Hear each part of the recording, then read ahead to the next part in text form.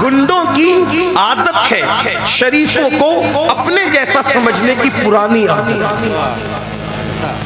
तो जो लोग वलियों को नबियों को अपने जैसा समझते हैं वो शरीफ नहीं होते, इसलिए कि शरीफ आदमी कभी भी किसी बड़े बुजुर्ग को अपनी तरह नहीं समझता, शरीफ बुजुर्गों का अपने आप को गुलाम समझता है।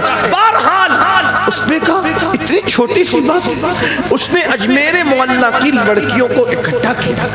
अब ये बात मैं क्या अर्ज करूं कि राजस्थान यूं भी खूबसूरत है, जहां का पत्थर मरमर होता है, पत्थर भी जहां सफेद निकलता है वहां के बाशिंदे तो खूबसूरत ही हैं। अभी भी वहां के लोग खूबसूरत हैं, जो वाकई राजस्थानी है वो खूबसूरत है। आप लोग भी खूबसूरत हैं, लेकिन कुछ रियासतों में हुस्न ज्यादा है, जैसे कश्मीर में, राजस्थान में। बहरहाल तो जहां का पत्थर खूबसूरत वहां इंसान क्यों खूबसूरत ना हो। वहां राजस्थानी लड़कियों को उसने जमा किया और जमा करने के बाद बादशाह ने कहा जाओ, वो फकीर अना सागर के किनारे बैठता है, उसके पास जाकर के उसको अपनी मोहब्बत में मुब्तला करो। बहुत आसान है, वो तुम्हें देखेगा, तुम्हारे फितने में पड़ जाएगा, इधर से जादू होगा या पागल होगा या मर जाएगा, किस्सा खत्म हो जाएगा, रास्ते का पत्थर हट जाएगा। लड़कियां सब बन संवर करके गई और जाकर सरकारे गरीब नवाज के इर्द गिर्द उन्होंने इतना शोर किया, गरीब नवाज आंखें बंद करके यूं तसव्वुर में, जिसको हमारे यहाँ इस्तिलाह तसव्वुफ में मुराकबा कहते हैं, बैठे हुए मुराकबे में थे। गरीब नवाज की ज्यादातर जिंदगी अजमेर शरीफ में अना सागर के किनारे गुजरी है। ये भी मेरी कौम का बड़ा जुल्म है कि हमने गागर और सागर को तो याद रखा, लेकिन 30 साल से ज्यादा अरसे एक दरख्त के नीचे गरीब नवाज का बैठना याद नहीं रखा। कितनी बारिश, क्या बारिश का मौसम नहीं आया होगा, क्या सर्दी का मौसम नहीं आया होगा, क्या गर्मी का मौसम नहीं आया होगा, बरसात नहीं हुई होगी, खुले छत, कोई छत नहीं, खुले आसमान के नीचे सर्दियां कैसे गुजारी होगी। एक कुर्ता, एक कुर्ता। हुजूर सैयदुल उलमा महरवी फरमाते जिस कुर्ते पर आए थे पूरी जिंदगी एक कुर्ते पे गुजारी, और वो कुर्ता जब तक विसाल हुआ तो कई किलो का हो गया। गरीब नवाज का वो कुर्ता कई किलो का, और कई किलो का क्यों हो गया था, जब भी फटता था तो पेवन लगता था, जब भी फटता था पेवन लगता था, जब भी फटता था पेवन दर पेवन दर पेवन दर पेवन इतने थे कि कपड़ा खत्म हो गया था, पेवन ही बचे थे, और पेवन पेवन पेवन की वजह से कई किलो का वो कुर्ता हो गया था। आज हम सर्दी में जलसे में बैठे शॉल ओढ़ के, उसमें भी हाजत होती तो उठ के चले जाते, वो कहां जाते। हमने अपने बुजुर्गों की मेहनत का ख्याल नहीं किया, बुजुर्गों की मेहनत का एहसास नहीं किया। सिर्फ बुजुर्गों के मजार पर फूल डालकर हम अपनी जिम्मेदारी से सुबुकदोश नहीं हो सकते, उनकी गुलामी का हक उस वक्त तक अदा नहीं कर सकते जब तक उनकी मेहनतों का एहसास न करें।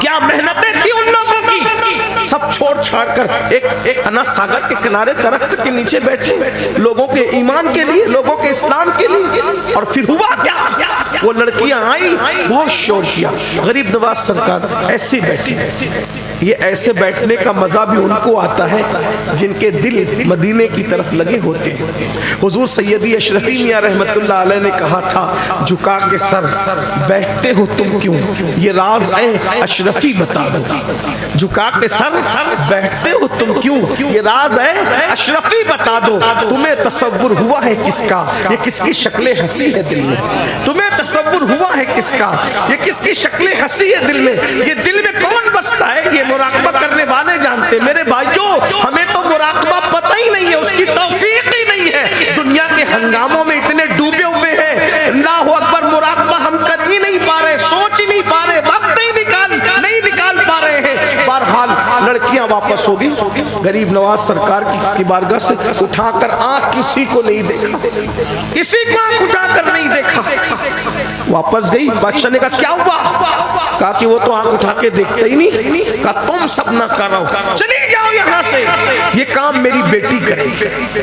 بادشاہ نے اپنی بیٹی کو داؤ پہ لگا۔ پتا چلا ہمیشہ سے منکرین نے مومنین کو مشن سے ہٹانے کے لیے لڑکی کا استعمال کیا۔ آج بھی منکرین کالجوں میں یونیورسٹیوں میں اپنی لڑکیاں بھیجتے ہیں تاکہ تمہارے وہ لڑکے جن کو ٹیلنٹ اللہ نے دیا ہے، ذہانت دی ہے، ان کو پڑھنے نہ دیا جائے۔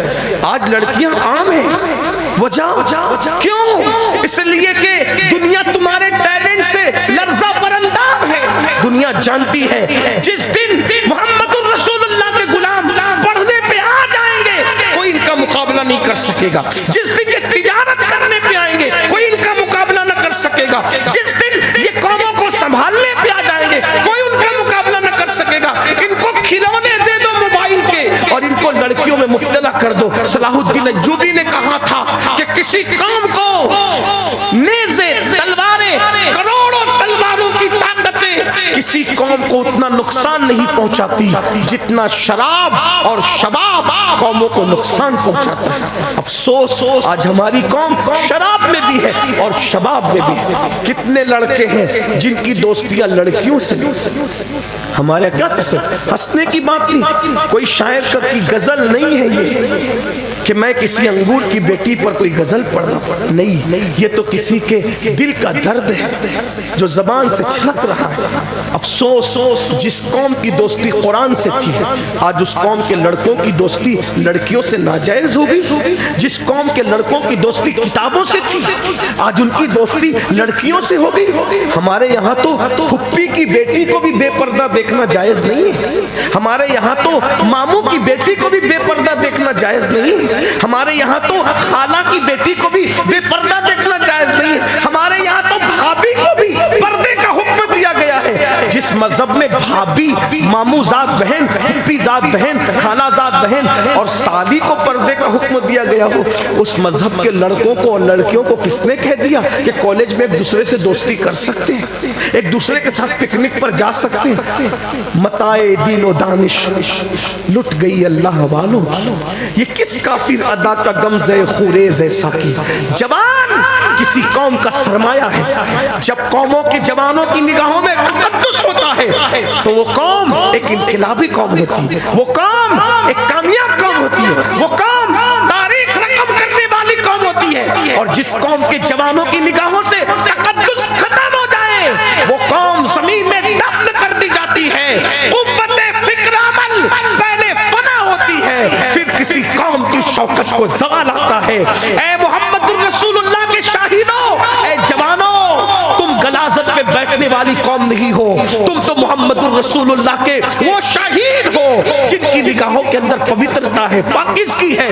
کسی عورت کو وہ کبھی پاپ کی نظر سے نہیں دیکھتے اور اگر دعوت نظارہ کوئی دے تو وہ نگاہیں جھکا لیا کرتے ہیں یہ سوچ کر کہ اللہ دیکھ رہا ہے۔ اور اس کا انعام کیا تمہیں پتا ہے؟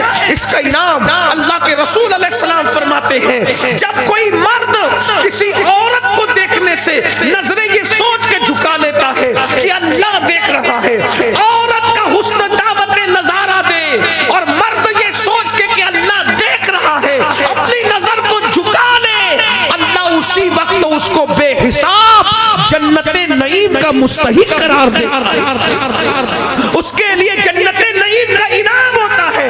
خدا کے لیے نگاہوں کی حفاظت کرنا سیکھو ورنہ یاد رکھنا سید الطائفہ حضرت جنید بغدادی سے کسی نے کہا نماز میں مزہ نہیں آتا، عبادت میں مزہ نہیں آتا، تو فرمایا شاید تو نے کسی زانی کی آنکھوں میں جھانک لیا ہوگا اس لیے عبادت میں لذت نہیں آتی۔ زانی کی آنکھوں میں جھانک لو تو عبادت میں لذت نہیں آتی۔ جو قوم خود پوری رات زنا دیکھتی ہو اس کو عبادت میں لذت کیسے آئے گی؟ بہرحال کتنا کہیں کیا دکھڑا کہیں، بات اینڈ کی طرف لے جا رہا تھا۔ اپنی بیٹی کے لیے کہا تم سب ناکارہ ہو، میری بیٹی یہ کام کرے گی۔ معین الدین کے سینے میں آخر دل ہی تو ہے نا، میں اپنی بیٹی کو بھیجوں۔ اگر میں علامہ ارشد القادری کی تحریر کا سہارا لے کر اس لڑکی کی کردار اور اس کے حسن کا نقشہ کھینچوں تو یوں کہہ سکتا ہوں بہت چتر تھی، بہت چالاک تھی، اتنی خوبصورت تھی، ایسا لگتا تھا جیسے ملکہ حسن نے ابھی ابھی زمین پر نزول کیا ہو۔ اس کے رخسار کیا تھے؟ ایسا لگتا تھا جیسے لالا کے گل ہو۔ اس کے ہونٹ کیا تھے؟ یوں لگتا تھا جیسے گلاب کی پنکھڑیاں ہوں۔ اس کی آنکھ کیا تھی؟ ایسا لگتا تھا جیسے نرگس کے پھول ہو۔ اس کے بال لمبے لمبے کیا تھے؟ ایسا لگتا ہو سنبل کے پودے نے ابھی ابھی اپنی پتیوں سے اپنے آپ کو باہر کیا ہو۔ اور اللہ اکبر، جب وہ چلتی تھی دھیرے دھیرے تو یوں لگتا تھا جیسے کوئی مور خرام ناز کر رہا ہو، اور اگر وہ تھوڑی تیز دوڑے تو یوں لگتا تھا جیسے کوئی ہرن ابھی چوکڑی بھر رہا ہو۔ اور جب وہ بولتی تھی تو ایسا لگتا تھا جیسے کئی آبشار ایک ساتھ کسی جھرنے میں گر رہے ہو۔ میں اس سے زیادہ اس کے حسن کو بیان کروں تو کہیں اہل منبر کا تقدس پامال نہ ہو جائے، اس لیے میں اپنی زبان حیا کو یہی لگام دیتے ہوئے بس اتنا کہہ سکتا ہوں، اتنی خوبصورت تھی کہ پورے ہندوستان میں اس کا کوئی جواب نہ تھا۔ اگر وہ ندی پر غسل کے لیے جاتی تو ہزاروں لڑکے دل پکڑ کر ہواؤں سے کہتے، اے ہواؤں ذرا تیز چلو تاکہ پالکی کا پردہ اٹھ جائے اور ایک نظر ہم بھی دیکھ کر اپنے بیتاب دل کو سکون عطا کرے، بے قرار دل کو قرار عطا کرے۔ میں کیا اس کا حسن بیان کروں؟ اگر علامہ ارشد القادری ہوتے تو شاید وہ مکمل طور پر اپنے لکھے ہوئے کلام کا حق ادا کرتے، لیکن میں ایک طالب علم، اسی پہ اکتفا۔ سامعین کو سمجھ میں آ گیا ہوگا وہ کتنی خوبصورت ہوگی، کتنی حسین ہوگی، کتنی جمیل ہوگی۔ جو جتنا خوبصورت ہوتا ہے وہ اتنا فتنہ گر ہوتا ہے۔ ہاں، حسینوں نے کیا فتنے نہیں اٹھائے۔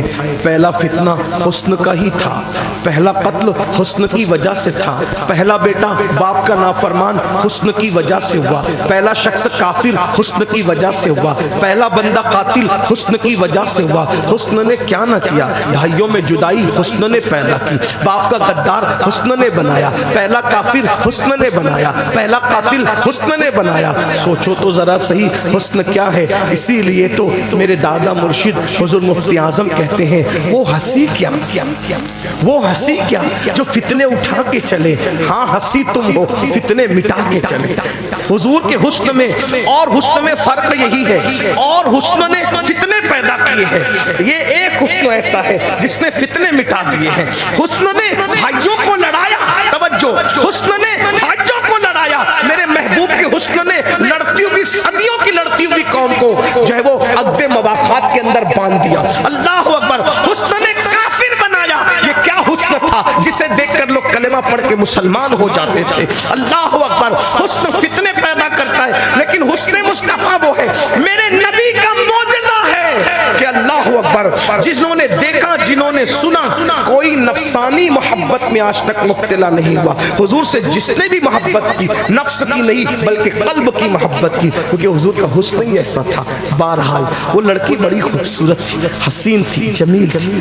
باپ نے بیٹی سے کہا جاؤ، ملک کی آبرو کا معاملہ ہے، ملک کی عزت کا معاملہ ہے۔ یہ مسلمان جس دن ملک پہ قبضہ کر لیں گے اس دن آبرو لوٹیں، عزتوں کو پامال کریں گے، عورتوں کی عزتوں سے کھیلیں گے۔ جاؤ بس اتنا کرنا، اس کی آنکھوں کو ناپاک کر دینا، وہ تمہاری خوبصورتی کو دیکھ لے، دیکھتا ہی رہ جائے، اور وہ تمہارے قریب آئے تو روکنا مت، وہ جتنا ناپاک ہو سکے اس کی نگاہوں کو ناپاک کر دینا۔ لیکن اس ظالم کو نہیں پتا تھا جس کے اجداد کے لیے بشمول اس کے آیے تطہیر نازل ہوئی ہو، اسے کیسے ناپاک کیا جا سکتا ہے، اسے کیسے ناپاک کیا جا سکتا ہے؟ جس کے دادا کو غسل جنابت کے بغیر مسجد میں آنے کی اجازت ہو، اس کی نگاہوں کو کیسے ناپاک کیا جا سکتا ہے؟ جس کی دادی کی پوترتا کا عالم یہ ہو کہ ظہر میں حسن جیسے بیٹے کو جنم دیتی ہے اور عصر میں مصلی پر کھڑی ہو کر کے نماز ادا کرتی ہے، جس کے گھرانے کی پاکیزگی کا یہ عالم ہے، کوئی ایسی عورت تو لاؤ جس نے ظہر میں بیٹے کو جنم دیا ہو اور عصر میں مصلی پہ نظر آئی ہو۔ کسی کی بیٹی نہیں ہے، وہ صرف ایک بیٹی ہے جسے محمد الرسول اللہ کی شہزادی سیدہ فاطمہ کے نام سے جانا جاتا ہے۔ ہائے ہائے، یہ خاندان بھی کتنا مظلوم خاندان ہے، اتنا پوتر ہے، اتنا پاکیزہ ہے، اتنا عظیم ہے، پھر بھی لوگ کہتے ہیں ان کا ذکر نہ کرو۔